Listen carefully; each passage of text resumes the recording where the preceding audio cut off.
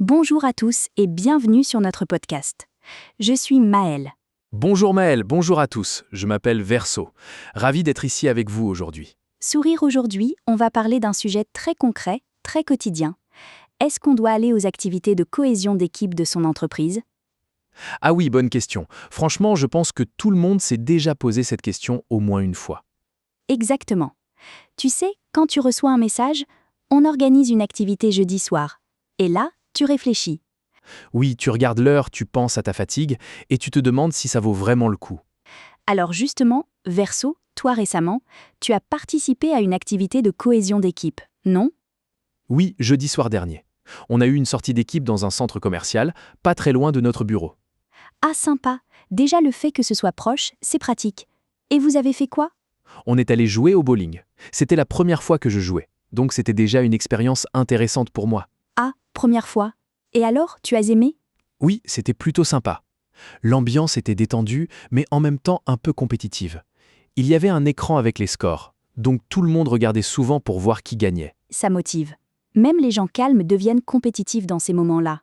Exactement. Et puis, on nous a servi des plats simples comme de la pizza, du soda, de la salade, rien de spécial. Donc globalement, une expérience positive. Oui. Et aussi, ce que j'ai trouvé intéressant, c'est que tous les collègues ne sont pas venus, donc il n'y avait pas de pression. C'est important. Quand ce n'est pas obligatoire, l'ambiance est souvent plus naturelle. Alors, à ton avis, quels sont les avantages de ce type d'activité entre collègues? Je pense que c'est surtout utile pour améliorer les relations entre collègues. Au bureau, on parle souvent du travail. Mais dans ce genre de sortie, on peut discuter de choses plus personnelles. Oui, on découvre une autre facette des gens. Voilà. Et aussi, ça peut montrer que tu es engagé dans l'entreprise. Tu montres que tu veux participer, que tu veux connaître les autres. Donc ça peut influencer l'image que les autres ont de toi. Oui, surtout les managers. Ta présence peut donner une impression positive. C'est intéressant. Donc, même si ce n'est pas officiel, ça peut avoir un impact professionnel. Exactement. Par exemple, si tu es nouveau ou en période d'essai, ça peut être une bonne opportunité pour créer des liens. Mais en même temps, il y a aussi des inconvénients, non? Oui, bien sûr. Après le travail, on est souvent fatigué. On a envie de rentrer chez soi, de se reposer. Oui, ça je comprends totalement. Et parfois, on n'a pas envie de socialiser. Ou bien, il y a des collègues qu'on n'aime pas vraiment. Oui, ça arrive, Donc, pour certaines personnes, ça peut être un peu une obligation sociale, même si ce n'est pas officiel. tu veux dire une pression implicite? Oui, exactement. On se dit, si je n'y vais pas, qu'est-ce que les autres vont penser? Et toi, tu penses que c'est vraiment obligatoire d'y participer? Non, pas du tout.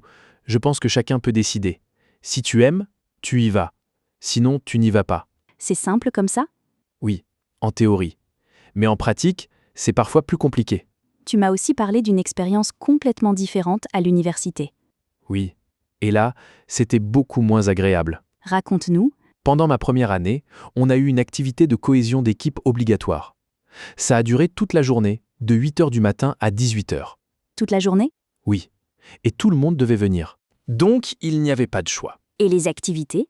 Honnêtement, elles étaient ennuyeuses. Il y avait beaucoup d'activités collectives, un peu comme des exercices militaires. Oh non! Et je déteste vraiment ça. Donc pour moi, c'était une très mauvaise expérience. Donc là, on voit bien la différence. Dans ton entreprise, c'est flexible et agréable, mais à l'université, c'était obligatoire et stressant. Exactement. Et ça change tout. Alors, si un auditeur nous écoute et se pose la question « Est-ce que je dois y aller ?» Qu'est-ce que tu lui réponds? Honnêtement, je dirais oui, mais ça dépend. Intéressé? Ça dépend de quoi? Ça dépend de ta situation. Par exemple, si tu es en période d'essai, ça peut être une bonne idée d'y aller. Pour être plus visible? Oui, exactement. Tu peux améliorer tes relations avec ton manager et montrer ta motivation. Donc, c'est une stratégie aussi. Oui. Mais si tu es fatigué, ou si tu préfères passer du temps sur un projet personnel, ce n'est pas grave de ne pas y aller. Donc, pas de culpabilité.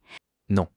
Ça ne doit pas devenir un choix difficile. Donc, si on résume, les activités de cohésion d'équipe peuvent être utiles pour créer des liens, améliorer son image et mieux s'intégrer. Mais elles peuvent aussi être fatigantes, parfois inutiles, ou simplement pas adaptées à tout le monde.